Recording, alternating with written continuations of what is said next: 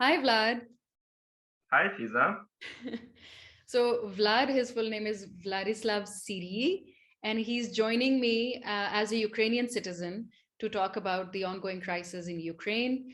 I'm so glad, Vlad, that you took out time to actually do this with me, to actually give your permission to record an interview with you to upload on the social media.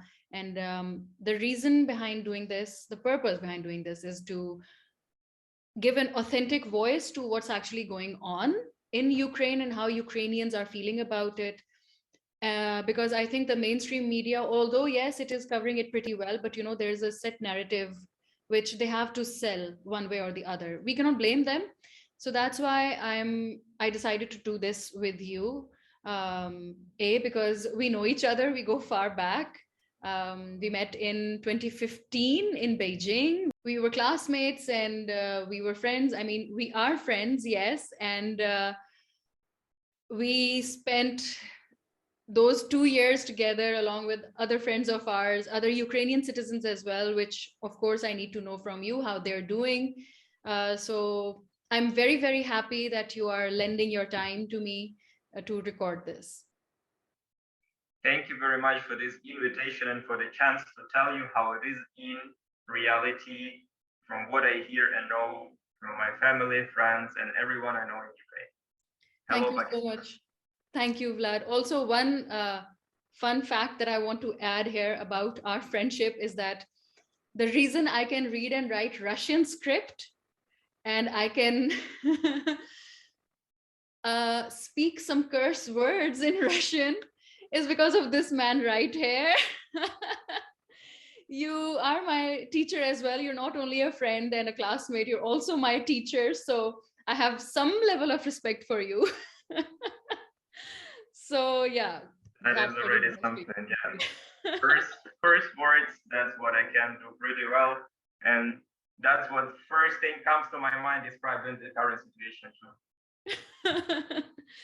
Thank you, Vlad. Okay, Vlad, let's just jump right at it. Where are you and what's going on where you are? Well, I am in Berlin, in Germany, since I'm living here for 5 years now. And I am outside of Ukraine, obviously. And the reason I'm still considering going to Ukraine whenever they need me, whenever they run out of people, but it doesn't look like that. So for now, I think I'm more useful here in Berlin because we are pretty active also supporting Ukraine here and telling the people how it is in Europe and also making a slightly, at least I hope, the impact on the European policy about the current situation. Yeah. So how are you actually supporting Ukraine while being in Berlin? Well, the news about war hit me on Thursday. I woke up and I saw so many messages, hundreds of messages that arrived to my phone from all different countries and people asking me what's going on and showing their support. Then it was all very confusing. I had to contact my parents and so on. And then I think after kind of the first shock, me, my friends were already at the protest, at the demonstration, just in front of the German General Consular Office. So in front of Bundestag, you can say, yeah, the German Parliament. And we've been protesting and demonstrating on Thursday, on Friday, on Saturday, and Sunday.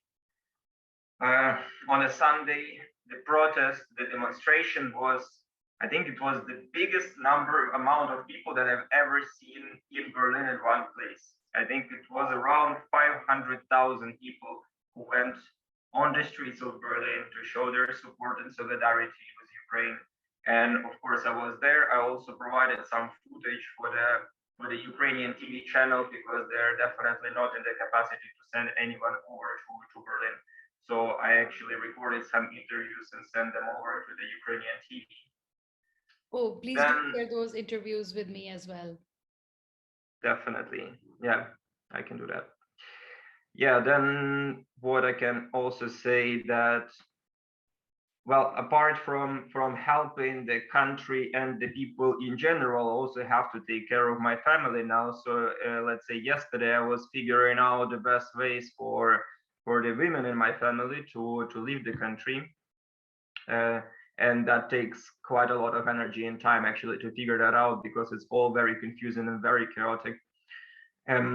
Yes, today today I'm recording this interview with you, and which is already something that helps our country. I believe that. And finally, I already signed up as a translator, so Mm. translating the documents from Ukrainian to German, from German to Ukrainian, to help people who are arriving here as refugees to get their stuff done in the first day.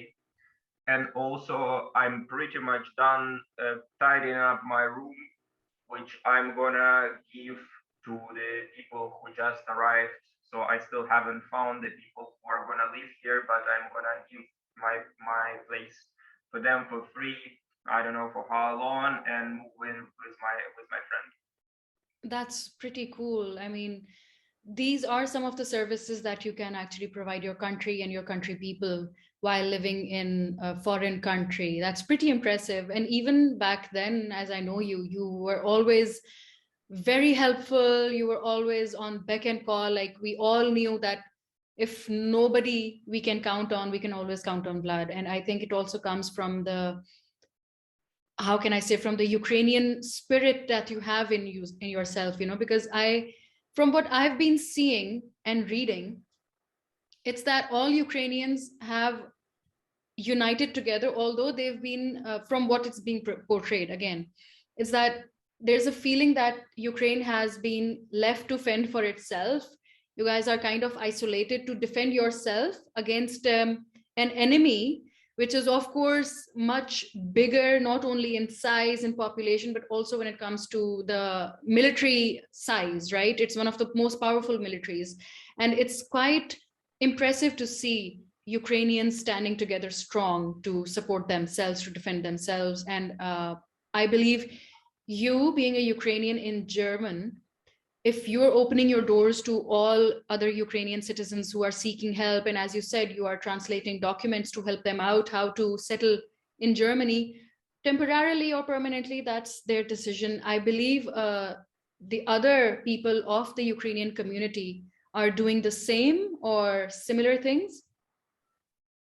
Yeah, not only Ukrainians, but pretty much everyone I know, and all their friends as well. Yeah, so these groups, I think most of the people in Ukraine and also in Berlin are using Telegram as their main messenger or social media, let's say. And these these groups for helping Ukrainian people out, they went from zero, let's say a couple of days ago, to hundreds of thousand people. Yeah, just in these four last days. And most of the people volunteering are actually Germans or any other foreigners. I mean, there are also Ukrainians, there are also Russians and people from Belarus, that's for sure.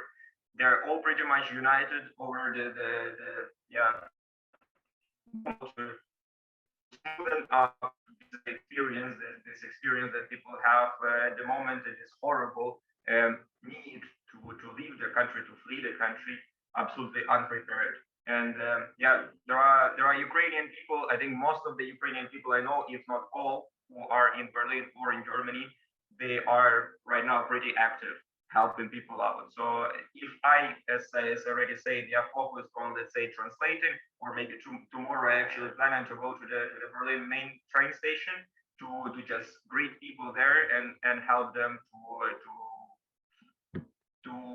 with the first things that they need, yes, such as, I don't know, getting a SIM card, taking a transportation, and also arriving to the Ukrainian refugee center.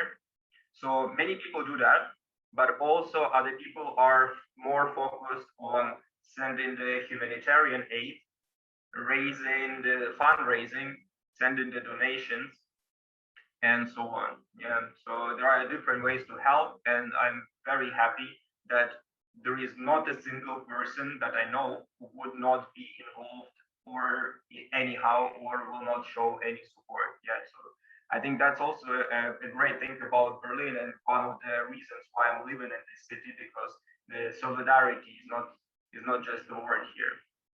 And yeah, as you say, Fiza, I totally agree with you that I think this kind of feature in this, in my personality and the personality of other Ukrainians, also comes from our national, mentality.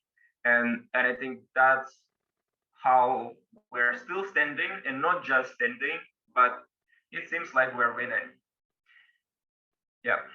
Although the opponent is strong, but also I have to say no one did so much to unite Ukraine in all the years of its existence as Putin. Because now the country is really united. I love how you put it in the summary in one line, that one liner. I think that's going to be the caption of the interview. That's pretty cool. And one takeaway that I took from the wonderful humanitarian experience is that there are Russians who are also opening their doors to Ukrainian refugees. Please elaborate. Yeah, you have to understand what kind of people are living, what kind of Russian people are moving abroad, right? They're moving abroad not just because they love Germany or they have been always dreaming, living, abroad or in Europe or anything like that. Most of the people that I know, they are running away from that life that people experience in Russia, because the life isn't great. Yeah, the life is rather horrible and becoming worse and worse every day. So the Russians who are here, they're definitely, most of them at least, they are completely anti-Putin. They have been protesting. I have friends who are actually the political refugees from Russia here, because whenever you show your your position publicly in Russia, and it's not exactly the same what the government wants, then you will not have a decent life, and also you're always very afraid for your family. Yeah, so the Russians who are here, I'm happy that they're showing the support with Ukrainian solidarity and open their doors to Ukrainians and come to the protest, organize the demonstrations.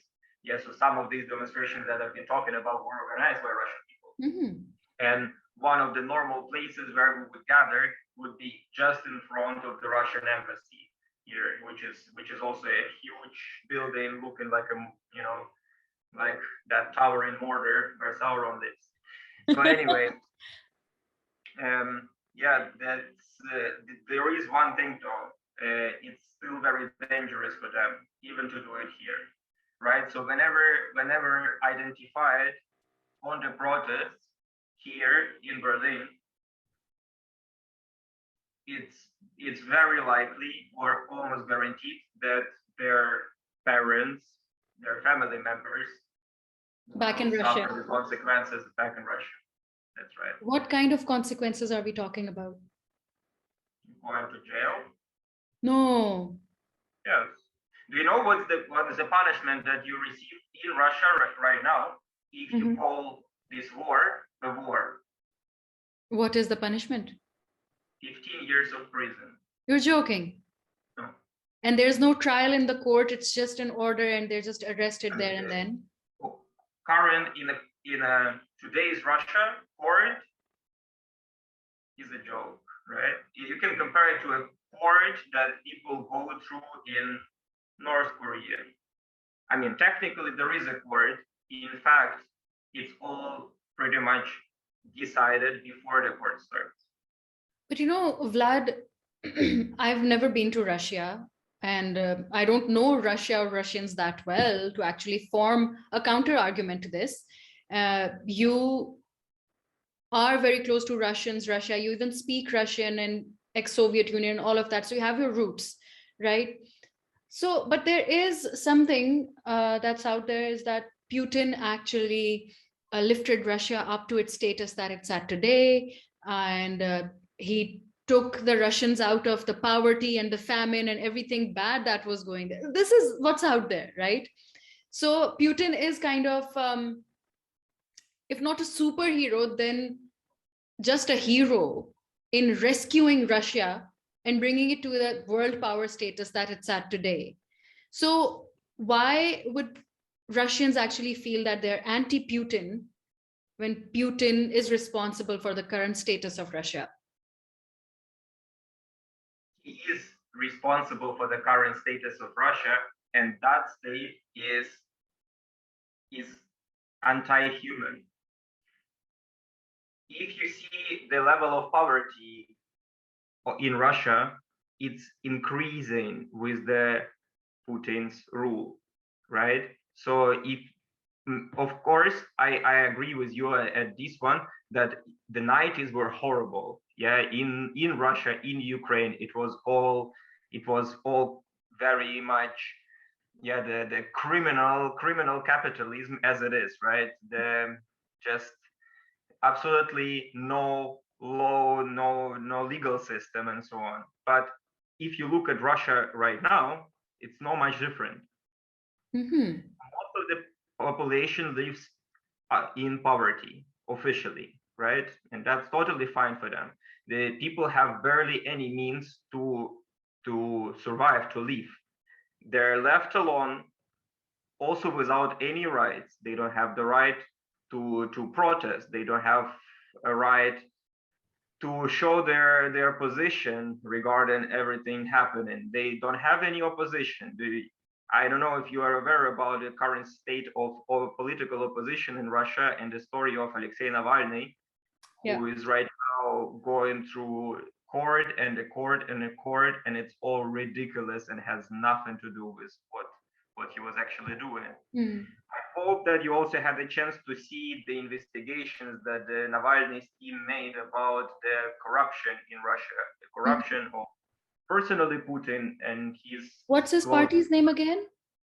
United Russia, it's called. Yeah, and the actual ratings of Putin's support are very low. The official ones, the one that they draw are really high. Yeah, abnormally high, which is of course not true. I mean, I know many people in Russia. They know their own people, their families. I don't know any single or like very few people who actually voted for Putin in any of the last elections or any of the elections within these 20 years. And I think just over a year ago, we actually passed a law where he can stay in the office till what age? I think 80 something, or maybe he can stay on for 30 more years, and all the records will be eliminated. No trial can be done against him, whether he's in office or out of office, and all presidents before him as well, they're all acquitted automatically. So that's also there, right? Yeah, and also that's it's 100% it's fact. Yeah, they changed the constitution that way. They changed the constitution. Did they ask people really? No. The referendums are all fake. There are a couple of things that maybe will be representative. Once there was a presidential elections, I think, or maybe it was a parliament elections in Russia, and the national TV, like one of the federal TV channels, was showing the results of this voting. Yeah. So United Russia had, if I'm not mistaken, 69% of votes, while on the second place had around 34%. Yeah, so a big difference. Yes, was they were two times more than the second party in this race. Then the third party had the 20%, and the fourth party had another 15%, and then another two political parties having also around 10%.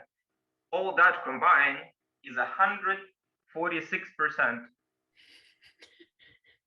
Well, you know, if they say it's possible, then okay, it is possible, no?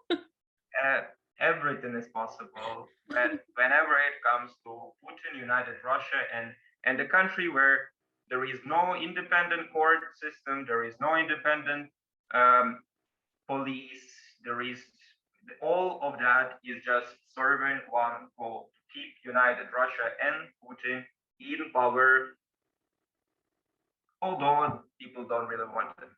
And now, of course, because of the things that are happening in the last week, all of that I just described would look like flowers to you, like a candy, like a piece of cake, because the state of Russian economy from, let's say, Thursday on is going to complete hell, and it will make Russia one of the poorest countries in the world, which it already is. Is it also because of the sanctions?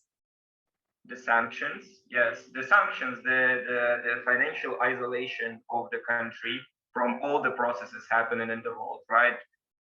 They were isolated from SWIFT, from the international banking system. They were excluded from any type of international organizations, and all the business with Russia was stopped by pretty much all the civilized countries, leaving them just a handful of totalitarianistic regimes as the allies. Yeah, so the official allies of Russia at the moment are North Korea, Cuba, Venezuela, Nicaragua, and the two countries that they kind of invented themselves, Donetsk People Republic and Lugansk People Republic. How can you invent a country? What do you know why are they actually fighting right now? What's the reason to fight?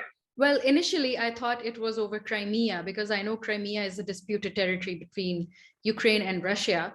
But later on, when the story also further developed, and I also read a little more about it, I found out it was because of Ukraine wanting to be a part of NATO. Well, what is the actual reason? Yeah, the story is what you say is right, but it's just one set of facts. Yeah. So just imagine Soviet Union collapsed.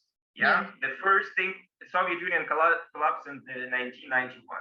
Then in the first years of this process of splitting into separate countries, yeah, and organizing the democratic states.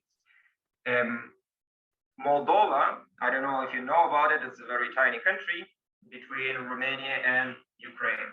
So Moldova also wanted to be pro-European and to become actually part of Europe, which it is, yeah, geographically, culturally, socially. When you say pro-European, when you say pro-European, does that automatically make it anti-Russia? That happens in their heads, yeah, in the heads of those in power in Russia. But politically speaking, they decided to take a piece of it, right? To take a piece of it and to put their strategic military bases and objects, and to basically create a buffer zone to not let Moldova develop as they would have, yeah, because they always have a buffer zone full of Russian military, the ones blocking all the traffic of the goods from Ukraine, between Ukraine and Moldova, and they created a buffer zone called Transnistria. Yeah, it exists until now. Yeah, and right now Ukraine is also being attacked from Transnistrian territories because it's just full of tanks. I've been there several times on my way to Moldova to see my family, and it's funny. It's just a tiny stripe of land. You have to go through 2 border controls within an hour. Yeah, because you go in and then quickly out. But within this hour, you see tanks. Even during normal days. Just along the street that you drive. Yeah. There is no normal life. Normal life in Transnistria doesn't exist. And that also stops and prevents Moldova from, I think they would have been already a part of European Union and significantly increase the quality of life, if not Transnistria. With the Transnistria, Europe does not want to take them. That's too dangerous. Then in 2008, that was still before, yeah, it was still the first years of Russia as an independent kind of country. And that was already the policy that they choose regarding the lands that used to be in their sphere of, impact. So that's what they did to Moldova. Then the 90s, you say that 90s were bad in Russia. Yes, they were bad economically, but then by the end of the 90s, the situation was improving, and it was a democratic state. Yeah, there was like a real competition in politics, open competition. There was a free market with its pros and cons, of course. Yeah. But it was giving people a hope for a better future. Then in the year 2000, Putin was given the post of president. He didn't even win it, right? Because it was given to him by Yeltsin. What do you mean given? Who gave it to him? It's a famous quote. Я устал, я ухожу. I'm tired, I'm leaving. That's what Boris Yeltsin, the first president of Russia, said on the national TV in the night of the New Year's. Yeah, on the New Year's, he announced that to the whole nation that he is tired and he is leaving, but he has a great guy. Oh. Yeah. Then there were elections, but of course, whenever the whole country is being presented with one particular good guy, people who have zero idea about politics and also they don't have a historical understanding or even or they're all just looking for a savior of having the democratic elections. They just go for it. Yeah. And there were people who were quite positive and optimistic about it. Yeah, because Putin in the year 2000 and Putin in the year 2022 are two completely different persons. Yeah. How so? Yeah, he was pro free market, democracy, people's human rights, integration with Europe, making it work with United States, ending this tension that has been going on for 50 years. And now it's completely over, right?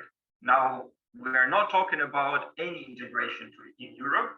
It's completely different process of isolating themselves from the whole world. It's again the rhetorics of Cold War, which is already going bonkers in the last week with Putin played with the red button like it's his keychain, right?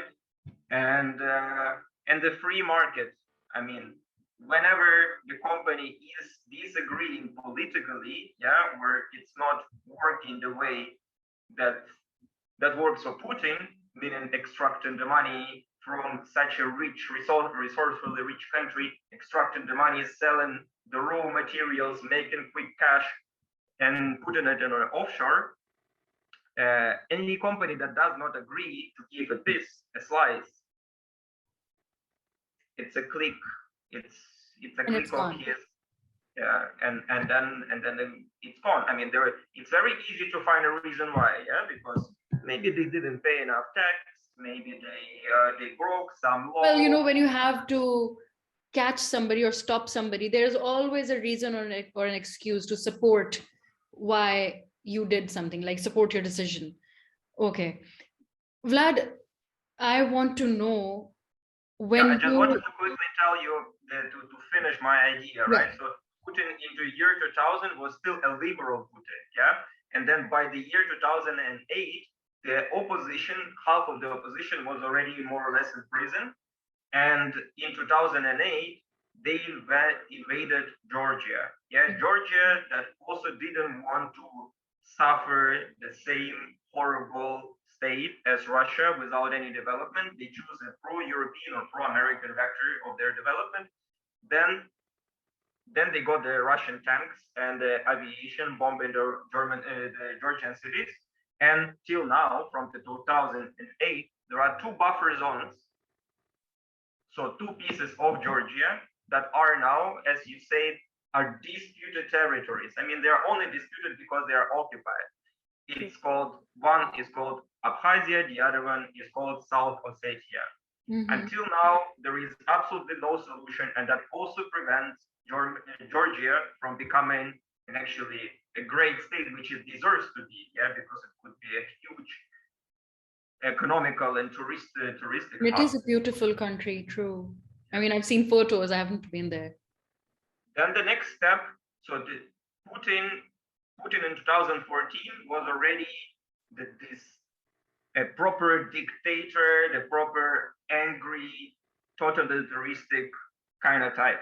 Yeah, and in 2014, Ukraine decided that staying further with the pro-Russian marionette president Yanukovych, who is basically creating the system that is just stealing the money from all of us in order to build huge houses, villas, and send the money abroad in the offshores.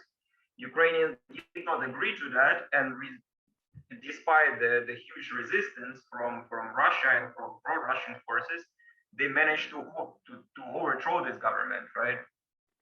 And the immediate reaction, annexation of Crimea first, 2014, and following with the creation of 2 buffer states in Ukraine too. Exactly the same thing as Transnistria, exactly the same thing as Ossetia or Abkhazia.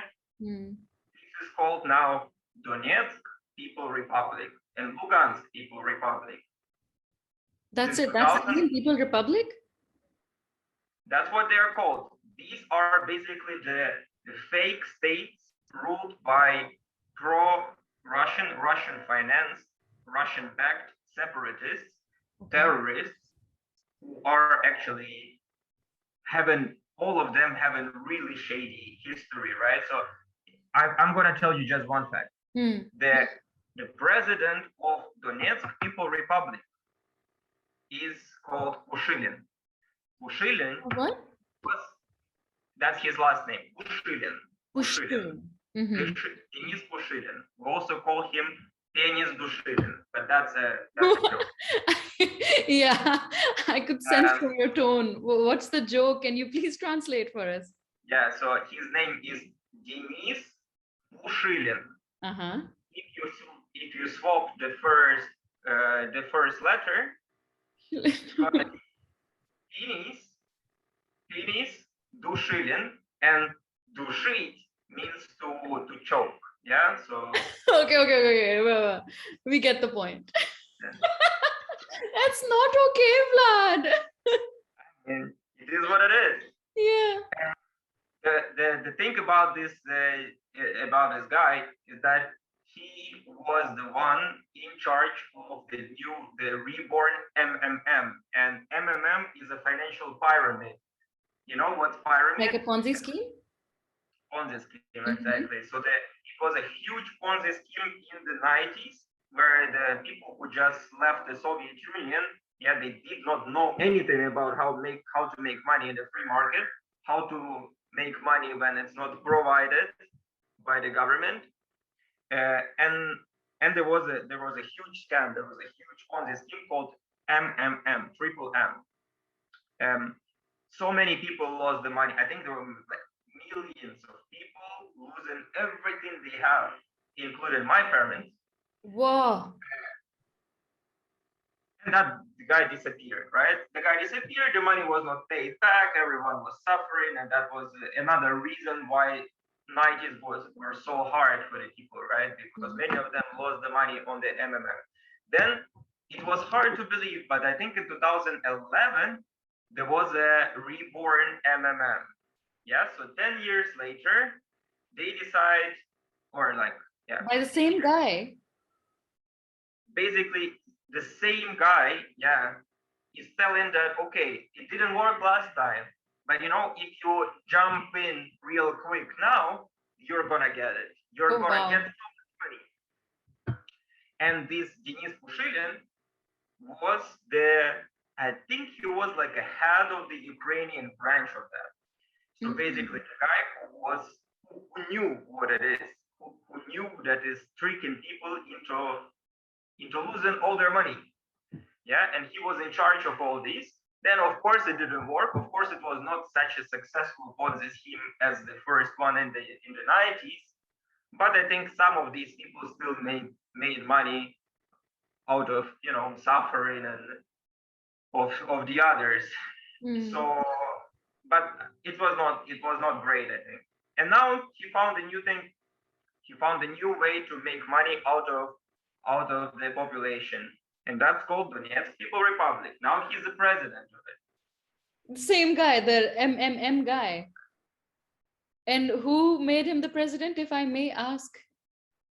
How do you think? I need names, Vlad. I need names. Putin. I mean, both Donetsk People Republic and Lugansk People Republic were only formed because the Putin's propaganda was said in 2015 and 14, 15, 16. Yeah, the Ukrainians who overthrew their government are not actually, it's not a will of Ukrainian people. It's only because the Nazi regime, the neo-Nazi regime, took over power in Kiev, and they are gonna be conducting a genocide of the Russian-speaking population of Ukraine, especially east of Ukraine, where Putin thinks most of the people are Russian. In fact, people in the east of Ukraine are Russian-speaking, primarily, not all of them, such as me and my family.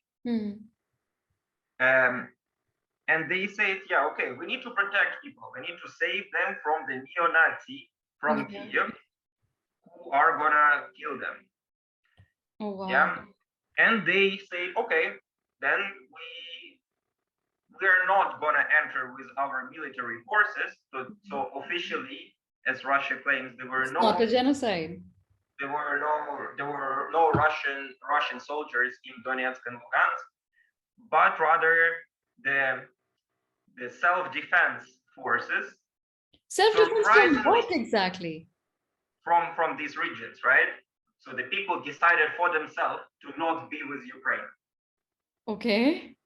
But they were surprisingly looking like Russian soldiers. They just didn't have perhaps the badges, badge. the ranks. Yeah. But and those people who went there, they were officially not even fighting. They were not even serving in the Russian army. They made it look like they were all on vacation, and they decided to go there voluntarily. They were all having a great vacation, fighting Ukrainian army for those two regions. At the end, they managed to take over and to occupy those territories. So since then, since 2015 and 16 till now, those regions are not controlled by Ukrainian government. Most of the people who were still, I'm not going to say adequate people, okay, because people can have different opinion on that. Of course, some people like Russia a lot, and some people like Russia a lot, but they don't like it now. I will also come to that point. They left those territories because the life there is absolutely no social, public, cultural life happening there. There is no sport. There is no development. There is absolutely zero development in infrastructure. The infrastructure destroyed by those fights in 2014, 15, 16 still was not restored. And the huge, one of the most beautiful football stadiums in the world, Donbass Arena, that was halfway destroyed because of Russians, And is it still destroyed? With bombs and rockets. Now it's used as, I think till now, it was used as a kind of open air market for cheap Chinese goods. So one of the examples of how the life is. So most of the people who stay there are actually people who agree to the new life, meaning old people, meaning who had no option but to agree. Yeah, or those people who are too attracted by the new conditions, the new ways to make a good Russian ruble money. So those people stayed until now. There was always this narrative from Russia that the Ukrainian neo-Nazi government, that's what they call it. The current government. Yeah. They always are trying to attack them. They kill the civilians there. They attacked those territories that actually, by the Kremlin narrative, deserve the right to be independent from Ukraine, although it's not recognized by any country in the world. But are they under attack by the current government in reality?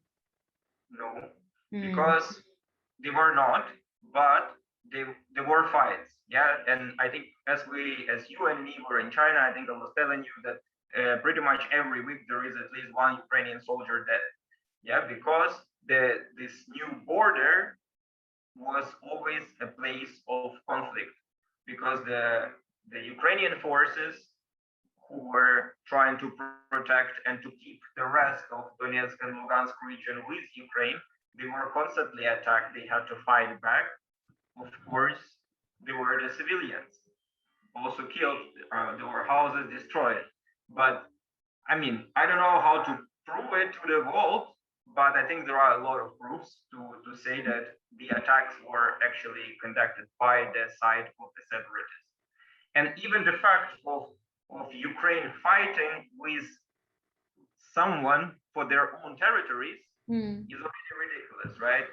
And that was the reality that we were facing for the last 8 years. And these buffer territories for the last 8 years were not allowing Ukraine to develop the way we want, meaning pro-European way, democratic way, with the democratically elected president and with the power of a law. Yeah, which is definitely not what Russia wants, because for them the corruption, for Putin and for his United Russia, the corruption and lack of human rights is actually what this regime is based on. Yeah, so they don't want to change it. And Ukraine is a great piece of money, of the income, of resources for Russia to lose completely. And they know if they don't create this kind of situation, then Ukraine would have been already a long time ago with Europe, and not so much with Russia, at least not giving them the stuff for almost for free or for very cheap. And Ukraine is also a major channel to supply gas to the rest of the Europe. So they cannot give that piece of land up for anything, right? That's right. And since Ukraine stopped being great friends with Russia as Russia was attacking Ukraine and taking over the territories of Ukraine, they started building the ways to transport gas not through Ukraine, to find a way to avoid this transit through Ukraine, and they built the Nord Stream pipeline directly from Russia through the Baltic Sea to the Western Europe. And the Nord Stream 2, this huge project, I think it's estimated $10 billion. 10 billion, like B billion. $10 billion that was split half Germany, Russia, is now not going to happen. That was one of the first sanctions introduced to Russia. Certification process stopped, and most of this investment, actually, after building it, there is still investment incoming, and all that investment Russia and Putin can put up in his, Yeah. So that's the situation. That's basically why this whole that's the context, of the current situation of Ukraine, Russia, and the two pieces of land occupied by the separatist, terrorist, criminal, kinda fake governments, and the whole fuss is about that.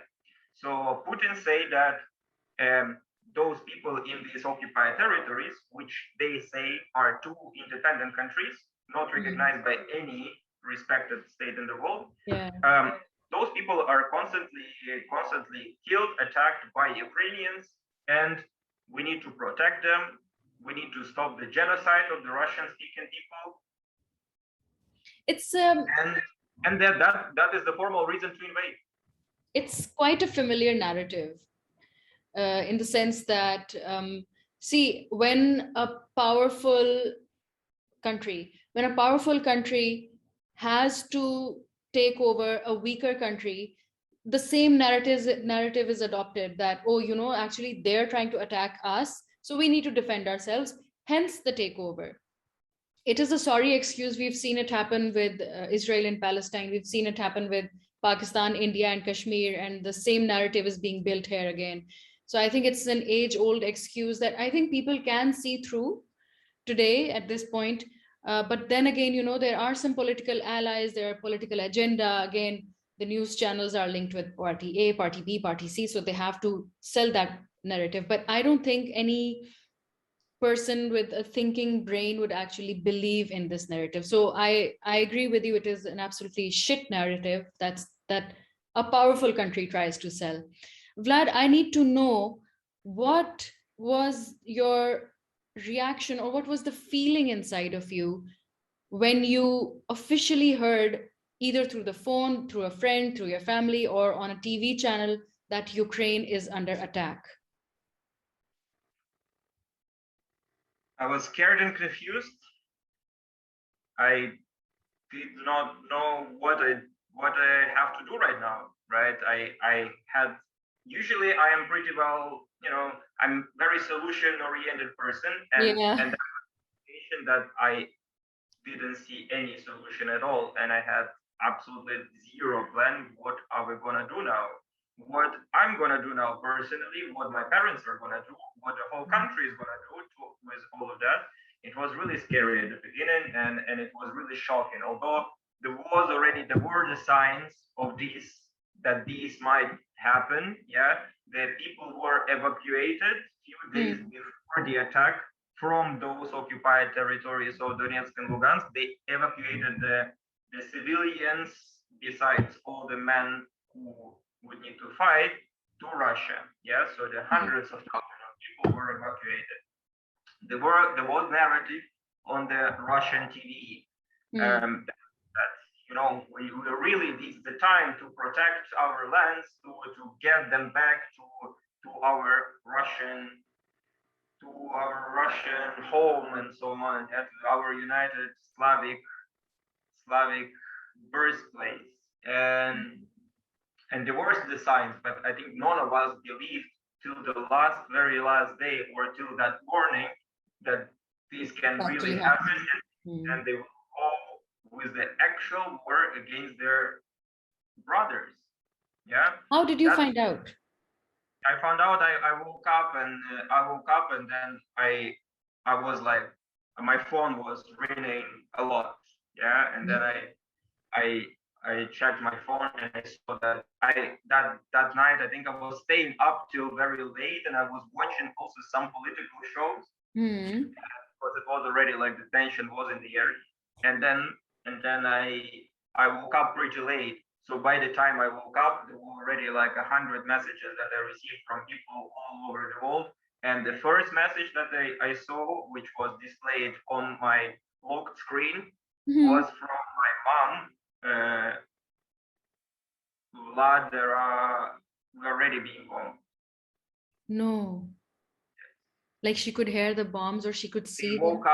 They woke up not because of the alarm. Because of the bombs. So where are your parents right now? Your sister, your niece, where are they? How are they coping? What's the plan? I mean, what's the tentative plan? Yeah, so I come from Dnipro, former Dnipropetrovsk.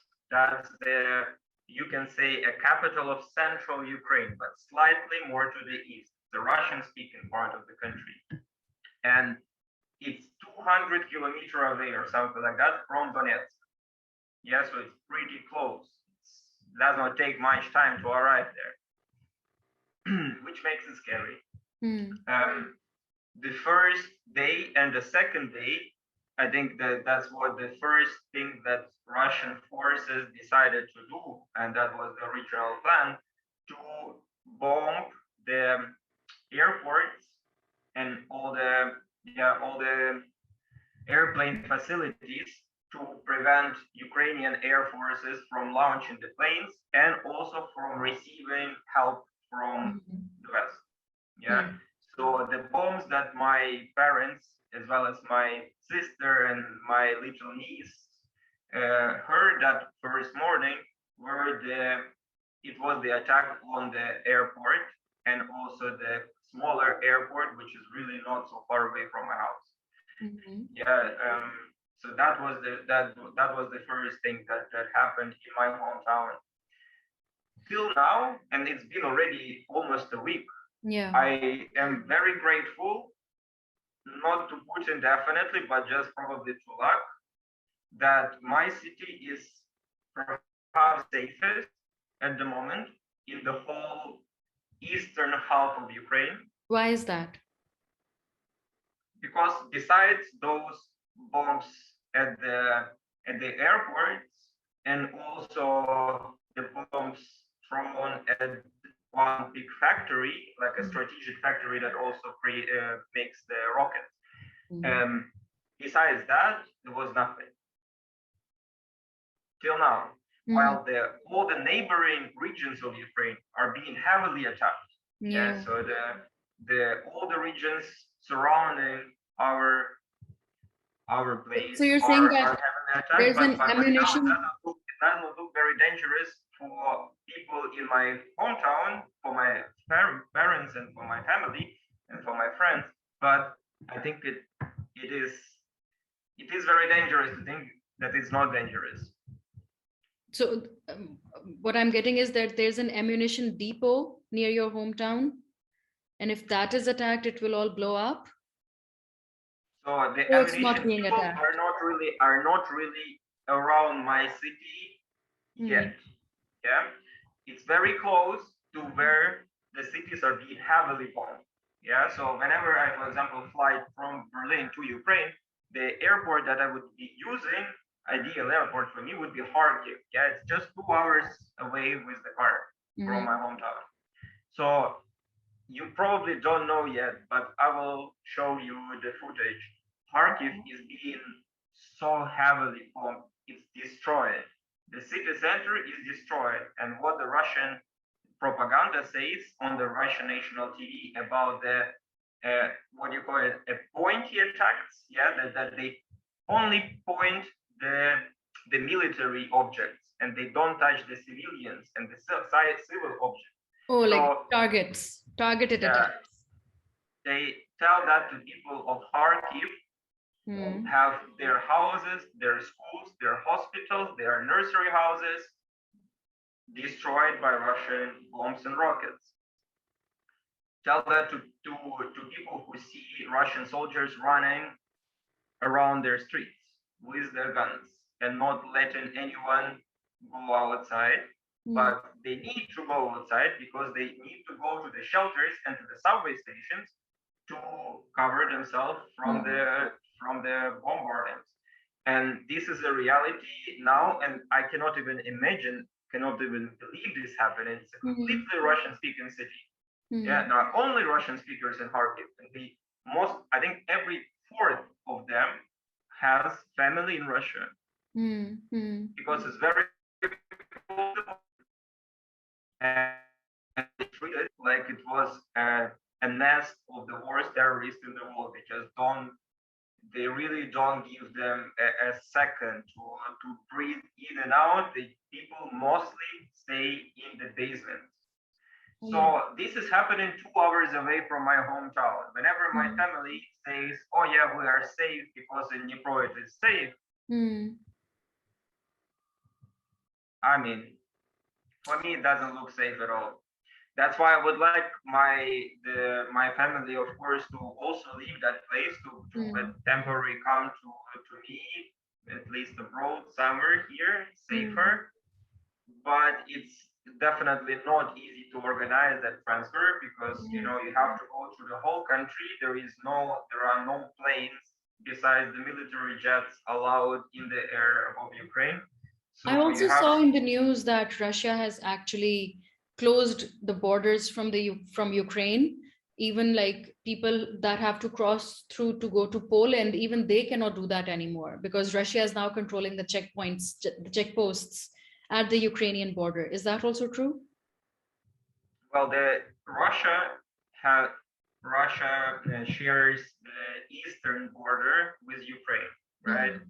Then the northern border is being shared between Ukraine and Belarus, and more to the west is Ukrainian-Polish border.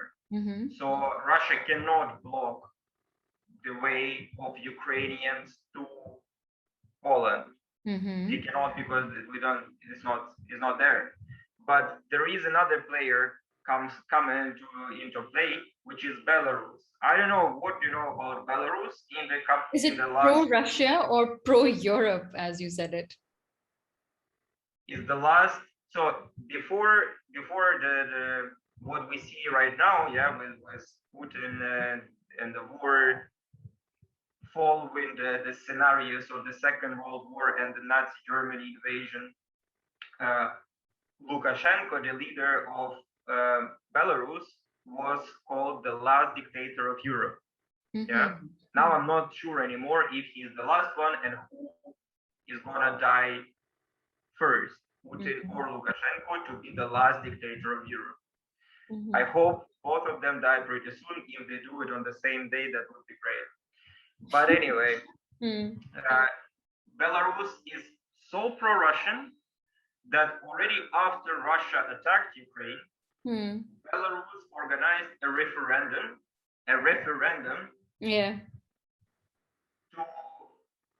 to decide whether they want a joint state, Belarus plus Russia, or they want to remain Belarus. Really? Like, it's literally just 6 days ago. Yeah, I think that was like 4 days ago or something like that. Wow. Yeah, over 60% of people apparently tell that to Belarusian people voted for yes. So are they actually going to merge? There is no border. There is no border control between Russia and Belarus. Okay, there is the Lukashenko is not allowing Belarusian people to be Belarusian, to speak Belarusian, to use their actual flag and so on. He's staying with the rhetorics of Soviet Union, and we are the same as Russians. And the Belarusian language is being oppressed in Belarus in favor of Russian language. That's how they see protection of the Russian-speaking population. Yeah, just let's cancel then the Belarusian language, just keep Russian. That's easier. Yeah. And Ukraine is trying to handle the negotiations with this criminal regime of Lukashenko. And Lukashenko ensured our President Zelensky just a few days ago that he is not gonna attack Ukraine for sure. Yeah, and they have nothing to do, and there are no Belarusian forces in Ukraine, and they're not planning to, and no one can attack Ukraine from the Belarusian territory. None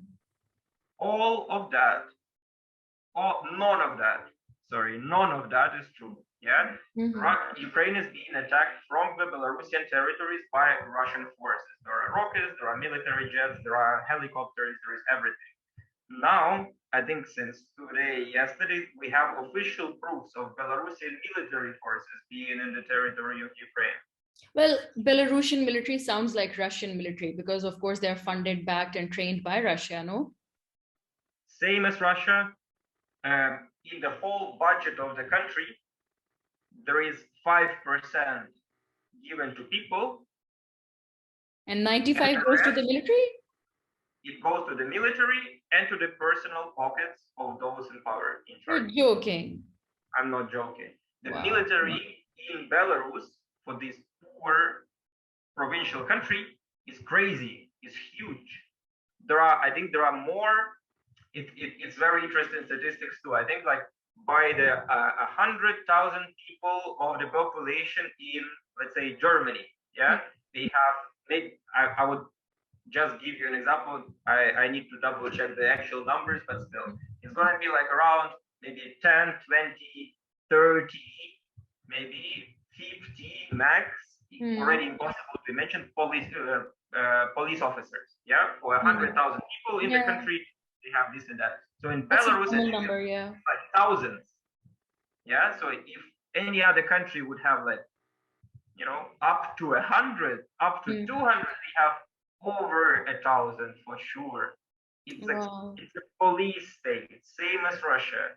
There are so many policemen to capture everyone protesting or disagreeing.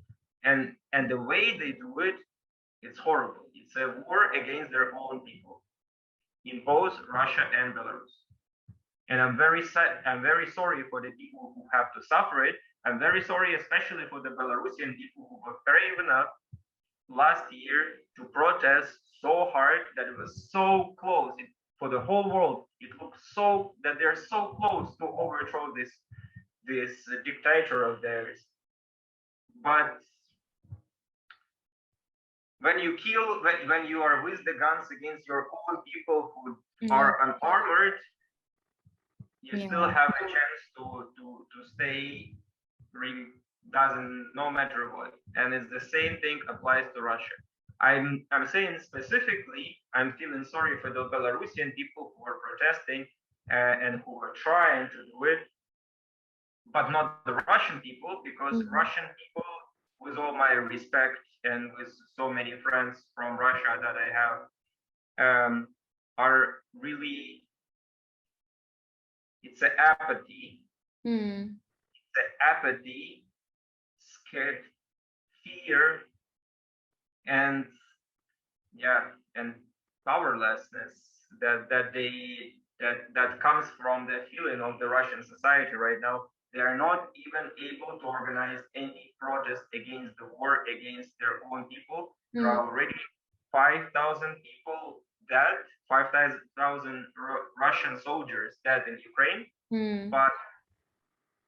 but it's not allowed to talk about it in Russia, in the media. It's not allowed to talk about bringing the corpse of the dead Russian soldiers back to Russia to be buried. It goes against the narrative set by the state, right? The propaganda. In the first 3 or 4 days, they were denying that there are any people dead or injured. Now they say there are some, but only Putin can know how many. That's what they say. And that's what I'm saying. But people get the information. People, I mean, it's not that the whole country is still sitting in front of their TVs with the first channel, right? People have access to the internet. People already started getting the actual information and to know what's going on. And you're also one of the sources now.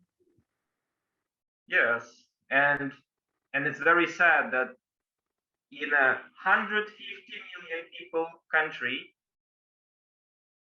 there were 6,000 people for protest on the first day, then 20, 30,000 on the second day, or third day, and so on. There are 6,000 people. So let's imagine there are 10,000 people who went protesting against the war. Not saying that Putin is bad. Not Putin, in Russia. Not saying that Putin is bad.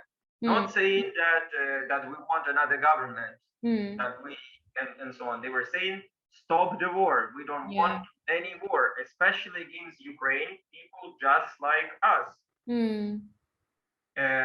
So out of these 10,000 people, 6,500 are now in jail.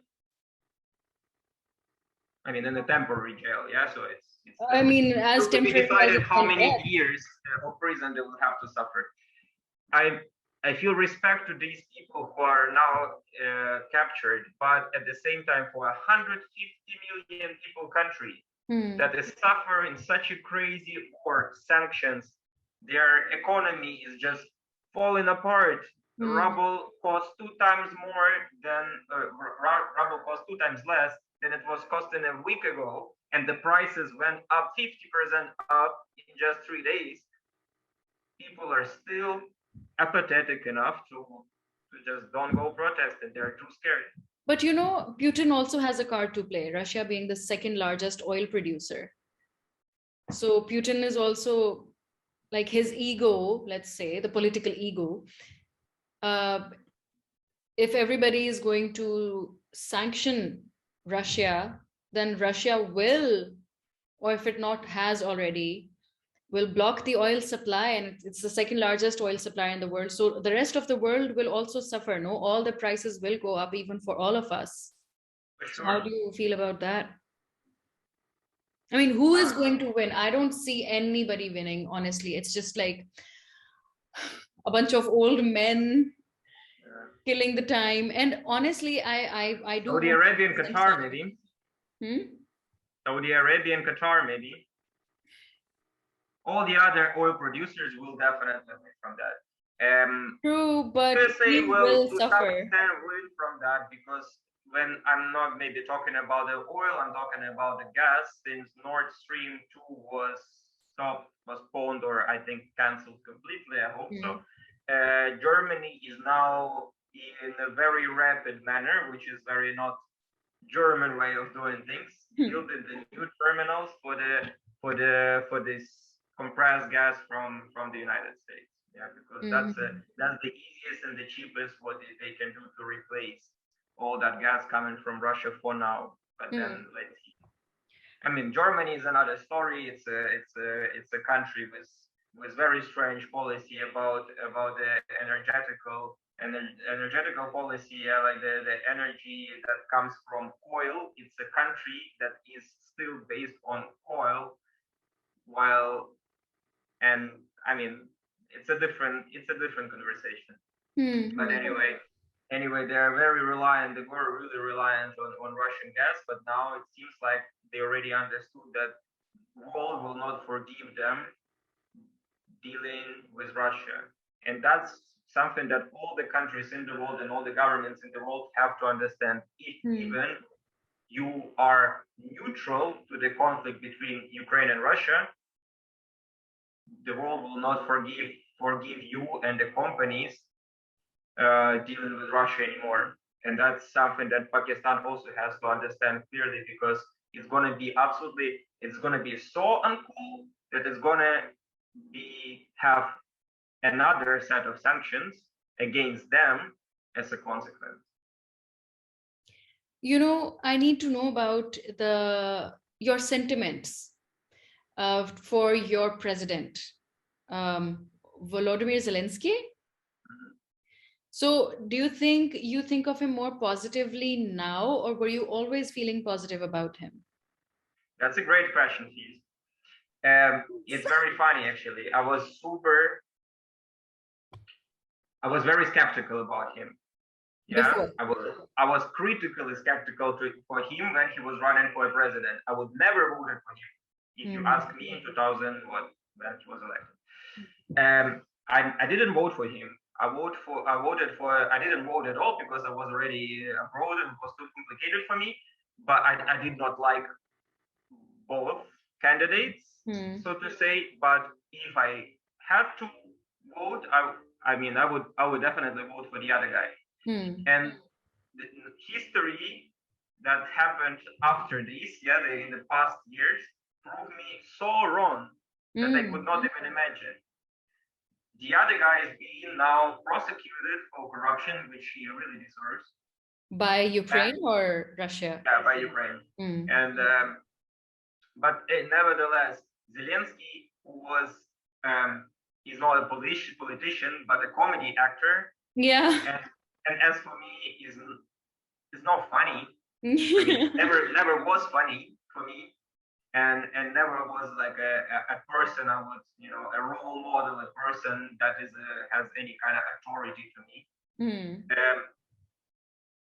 I don't know if he changed or he just flourished as in the new role, but he has a crazy support right now, and I am supporting him 100% right now. I did not imagine that he would have such balls.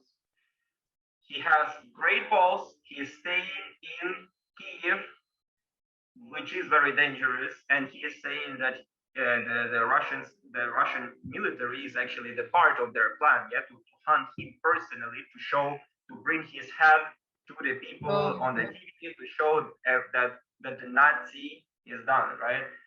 He is still there. He is leading the country, and I mean, looking at the results of these war actions in the last week of what we see now, Ukraine is doing much better than Russians. Russians are losing their tempo. They're losing their impulse, their attacking potential. They are sending people who are absolutely unprepared, because the prepared people are already dead in the Ukrainian soil, and the unprepared people who are arriving right now as just a meat,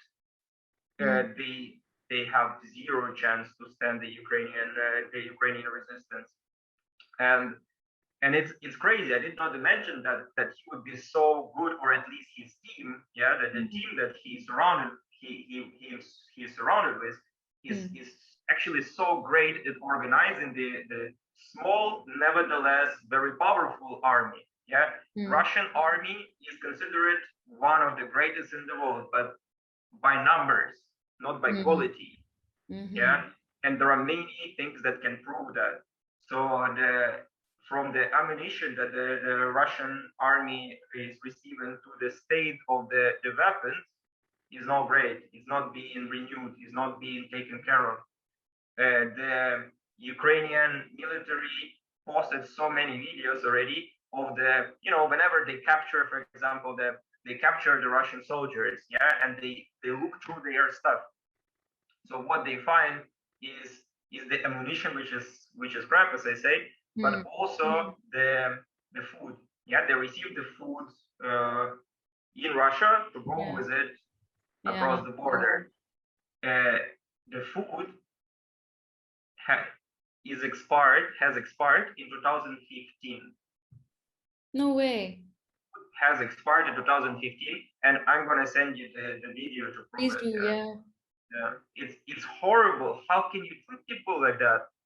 And they're okay with being treated like that. I mean, what can you do? Or as we said before, they have no option but to agree. Yeah, well, they have an option. They have an option to say no.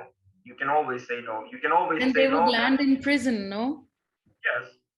But if for long or not, that's a question, right? Because it's not, we're now talking not about if Russia is gonna manage to take over Ukraine. This is not even a topic for a conversation. It's not possible. The whole world already sees that is not gonna happen. But the question is this what is happening right now enough to stop what is happening in Russia, to put an end to the horrible end era of Putin, and to finally start building a normal country, to give the money from all these resources to the people of Russia and not taking it from them, the last bits of money. So I think this is a great chance for Russia, for Russian people, to actually finally change their life to better. And if they land in prison right now, we have to always remember, this is not for long. This is for good, and this is not for long. They will be the heroes once it's happened. And those who are saying yes to the absolutely inhumane orders are gonna land in the exact same place as Putin in the world history, as the most hated world leader of the 21st century, or maybe, I don't even know. I mean, more hated.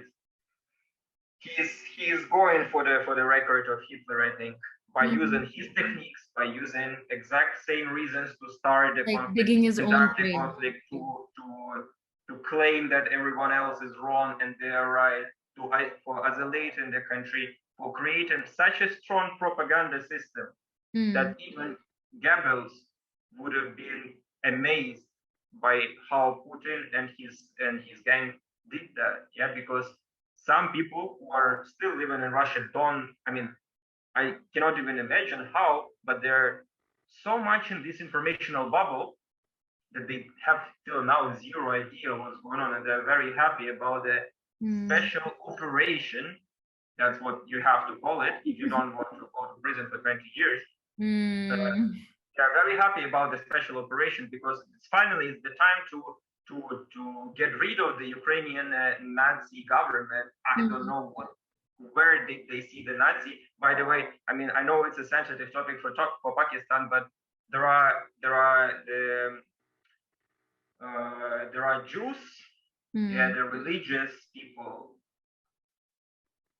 joining Ukrainian military forces. They are fighting on the side of Ukraine, and they are not leaving the country. They are not running away. They are fighting on the side of Ukraine. And if you say that this is a Nazi country, I mean, yeah, I get that. You make your own. There's a sensitivity attached to it, so they have to be careful about how they put it into words. So maybe I should turn on my light. It's getting a little dark already. It's okay. it's okay. We have reached our time limit. I'm so happy you gave me your time. I think I should do a follow-up with you after 5-6 days, and we'll check in on the progress. I hope you get your family out of there as soon as possible and that they're safe. And I will share your Instagram link here. If you can upload some of the things from time to time, and if people do follow you over there, then it would be great to actually see an eyewitness account of how Ukrainian community and Russian community and everybody is supporting Ukrainians in Berlin, in Germany, and how you guys are going about it, how you guys are receiving the donations. So that would be really cool. Thank you. We should definitely do that. And thank you, Fiza, very much for asking me very valid questions, for listening to me, for staying objective to that, to the certain grade that I To really certain respect. grade. To certain grade, because I mean, we're friends. Sure. Yeah.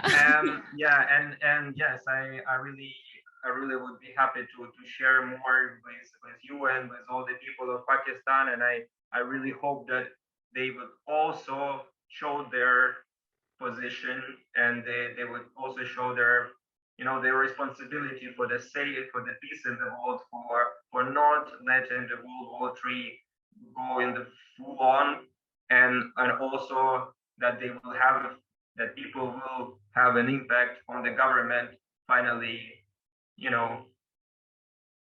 confirming that black is black and it's not white or it's not gray. Yeah. And I really Good hope that backwards. Pakistan will join the civilized world in actually giving Putin and his gang exactly what they deserve. Well, we never know, that day might come. Maybe when we free Kashmir from Indian atrocities, maybe that's when that day will come. Every country is going through their own shit. But yes, a full-fledged war in the 21st century, that's just ridiculous. Crazy. And I still cannot believe that this is happening, but everyone should know this is happening. This is a real war. It's not a conflict.